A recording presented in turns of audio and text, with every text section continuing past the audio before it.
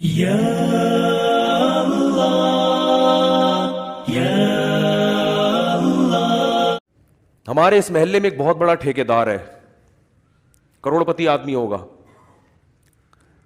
مجھے اس نے اپنا واقعہ سنایا کہ میں پوستی ترین انسان تھا، معذرت کے ساتھ اس کے الفاظ ایسے ہی تھے، بہت سست آدمی تھا، کچھ نہیں کرتا تھا آوارہ گردی کے علاوہ، گٹر کے ڈھکن پہ بیٹھا ہوا ہے، کہیں ادھر گٹکا کھانا، یہ سارے کام تھے جیسے آوارہ۔ باپ تھا پیسے والا آدمی۔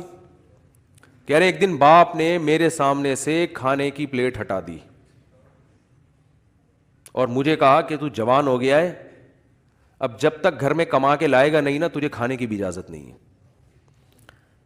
یہ اللہ کا شکر ہے وہ باپ سے باغی نہیں ہوا، ورنہ تو آج کل لوگ باغی ہو جاتے ہیں نا۔ اور باپ نے ایسا کرنا نہیں چاہیے تھا، کھانے سے ہٹا دینا مناسب نہیں ہے، کسی اور طرح سے سمجھا دیتا۔ لیکن بہرحال بعض اینٹی بایوٹک ایسی ہوتی ہیں، ان کے سائڈ ایفیکٹ کم ہوتے ہیں اور فائدے زیادہ۔ یہ غیرت مند آدمی تھا۔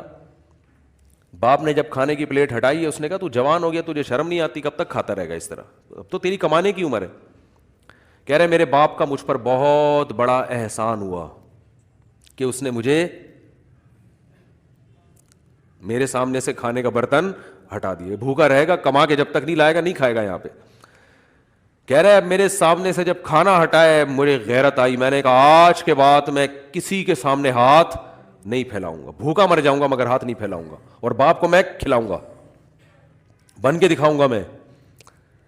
کہہ رہے پھر ہم نے محنت شروع کی، کرتے کرتے کرتے جب سر پہ پڑتی ہے تو محنت بھی تمیز سے ہوتی ہے، اور آج کروڑوں میں کھیل رہا ہے۔ وہ بہت بڑا بلڈر ہے، آپ اس کو دیکھیں گے تو آپ کو لگے گا کوئی شکرکندی بیچنے والا آدمی ہے، حقیقت ہے۔ کچھ ویسا حلیہ تو وہی اسٹائل والا اس کا، لیکن بہت اللہ نے دیا۔ تو اس لیے بچوں کی ٹینشن مسلط نہ کیا کرو، ہائے میرا بچہ یہ کیوں نہیں بن رہا، نمبر کم کیوں آ گئے۔ ہمارے جو بھانجے ہیں، آپ کو دونوں بھانجے میں نے دکھائے ہیں نا یہاں پہ، ایک ابھی این ڈی یونیورسٹی میں پڑھ رہا ہے، دوسرا کہیں پتہ نہیں انٹر میں فیل ہو گیا تھا۔ تو ابا کو پتہ چلا انٹر میں فیل ہو گیا ہے، تو ابا نے کہا کوئی بات نہیں، بس آخرت کے امتحان میں فیل نہ ہوں، باقی سیٹ ہے یار، کوئی مسئلہ نہیں ہے۔ کیا خیال ہے بھائی؟ کیونکہ مفتی رشید احمد صاحب کی صحبت اٹھائی ہے ان کے والد صاحب نے، دنیا کو مسافر خانہ سمجھتے ہیں، یہی الفاظ تھے، مسافر خانہ ہے، پڑھ لو بیٹا اچھی بات ہے، فیل ہو گئے تو کوئی بات نہیں، سپلیمنٹری میں دے دینا، پھر بھی فیل ہو گئے تو کوئی بات نہیں، کچھ اور کر لو، جو سمجھ میں آتا ہے کرو یار، پڑھائی میں دل نہیں لگ رہا بزنس کرو۔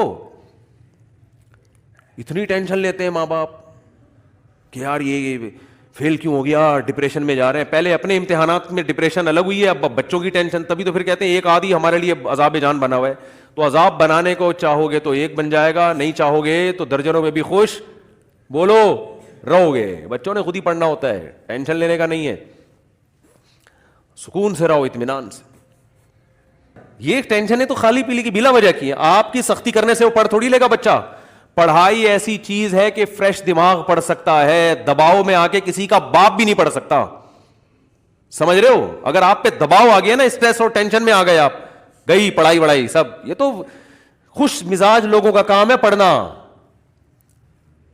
تو بچے کو ایسا کام کرو اس میں شوق پیدا ہو جائے پڑھنے کا، شوق سے پڑھے گا تو پڑھے گا، نہیں پڑھے گا، شوق پیدا نہیں ہو رہا تو اب نہیں ہو سکتا۔ اولاد پہ سختی نہ کرنے کا مطلب یہ نہیں کہ بالکل نگرانی بھی چھوڑ دیں، کہ بالغ ہوا گھر سے باہر نکالا، ٹھیک ہے نا، نکال دیا وہ چرسیوں میں بیٹھ رہا ہے، گھر سے باہر بھی نہ نکالے۔ مطلب صرف یہ ہے کہ وہ کچھ کرے، اب بولے اب خود کرو گے آپ۔ تو اس لیے اگر پڑھ بھی رہا ہے تو کوئی بات نہیں یار، کچھ کام بھی کرے، سائڈ بزنس بھی کرے اور اپنی پڑھائی بھی کرے۔ اللہ نے بہت دیا ہے اور آپ یہ سمجھتے ہو بچہ بہت نیک ہے تو اچھی بات ہے، خود خرچ کر لو اس کے اوپر۔ تو کوئی بھی طریقہ اختیار کیا جا سکتا ہے، لیکن ٹینشن کسی طریقے کی بھی نہیں لینی۔ میرا جو بیان کا مقصد ہے وہ یہ ہے، اب یہ نہیں کہ گھروں سے بچوں کو ہی نکالنا شروع کر دیں، 15 سال کے بالغ ہو گیا چل نکل یہاں سے۔